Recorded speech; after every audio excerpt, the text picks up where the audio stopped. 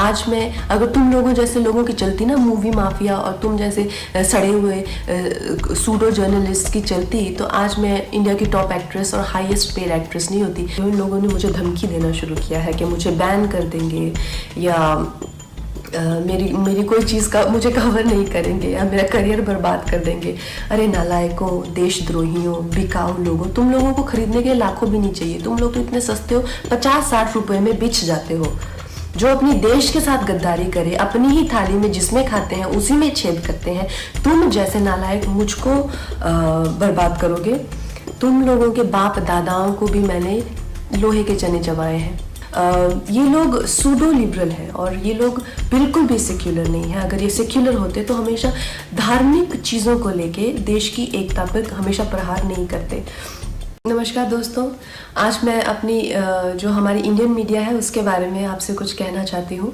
लेकिन मैं ये ज़रूर कहूँगी कि ऐसा नहीं है कि हर जगह अच्छे लोगों के साथ में कुछ बुरे लोग भी होते हैं। और जो मीडिया है उसने जितना मुझे प्रोत्साहित किया है, जितना मुझे प्रेरित किया है, इतने अच्छे सलाहकार, इतने अच्छे दोस्त जो मुझे मीडिया में मिले हैं, मैं कहूँगी कहीं ना कहीं मेरी सफलता में उनका बहुत बड़ा हाथ है। उनकी मैं हमेशा आभारी रहूँगी।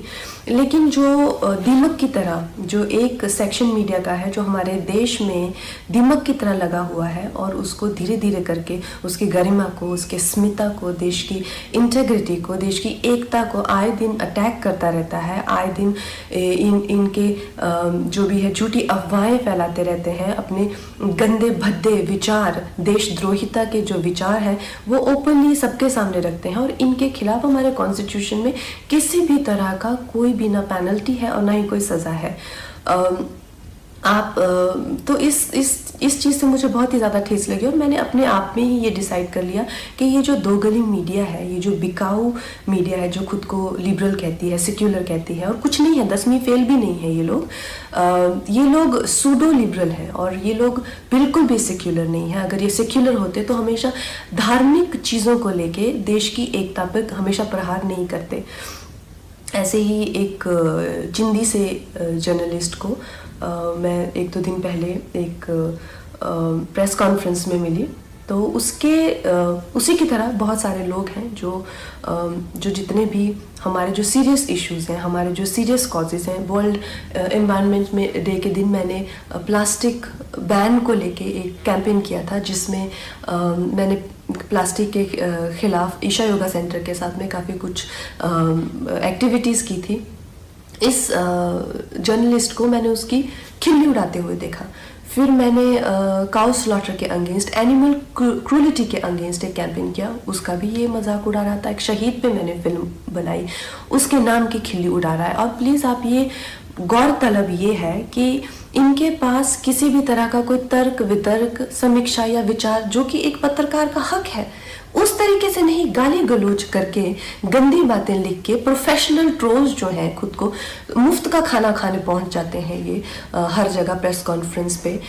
मैं जानना चाहती हूँ कि कोई तो क्राइटेरिया होना चाहिए कि अगर आप खुद को जर्नलिस्ट कह रहे हैं, क्या आपने किया हुआ है? मुझे एक अपना लिखा हुआ कोई ना कोई एक पीस या एक ब्लॉग, जैसे मैं खुद को अगर कलाकार कहती हूँ तो कुछ तो होना चाहिए टू माई क्रेडिट। आप खुद को क्यों पत्रकार कह रहे हैं? किस लिए आप पत्रकार बने हुए हैं? इन 3-4 लोगों ने मिलकर, क्योंकि मैंने उस इंसान के प्रश्नों का उत्तर देने से मना कर दिया, मैंने कहा एक इंटरनेशनल को मैं क्यों एंटरटेन करूं? मेरे पास किसी भी तरह के देशद्रोही के लिए 0% टॉलरेंस है। तो 3-4 लोगों ने मिलकर मेरे खिलाफ एक कोई गिल्ड बनाई है, शायद कल ही बनी है, ना ही उसकी कोई मान्यता ही है और ना ही उसकी कोई धारणा ही है। तो उस गिल्ड के चलते हुए लोगों ने मुझे धमकी देना शुरू किया है कि मुझे बैन कर देंगे, या मेरी कोई चीज़ का मुझे कवर नहीं करेंगे, या मेरा करियर बर्बाद कर देंगे। अरे नालायकों, देशद्रोहियों, बिकाऊ लोगों, तुम लोगों को खरीदने के लाखों भी नहीं चाहिए। तुम लोग तो इतने सस्ते हो, 50-60 रुपए में बिछ जाते हो। जो अपनी देश के साथ गद्दारी करे, अपनी ही थाली में जिसमें खाते हैं उसी में छेद करते हैं, तुम जैसे नालायक मुझको बर्बाद करोगे। तुम लोगों के बाप दादाओं को भी मैंने लोहे के चने चबाए हैं। आज मैं अगर तुम लोगों जैसे लोगों की चलती ना मूवी माफिया, और तुम जैसे सड़े हुए सूडो जर्नलिस्ट की चलती, तो आज मैं इंडिया की टॉप एक्ट्रेस और हाईएस्ट पेड एक्ट्रेस नहीं होती। मैं तुम्हारे सामने हाथ जोड़ती और कह रही हूँ कि प्लीज़ मुझे बैन करो, क्योंकि मैं नहीं चाहती कि मेरी वजह से तुम लोगों के घर में चूल्हा जले।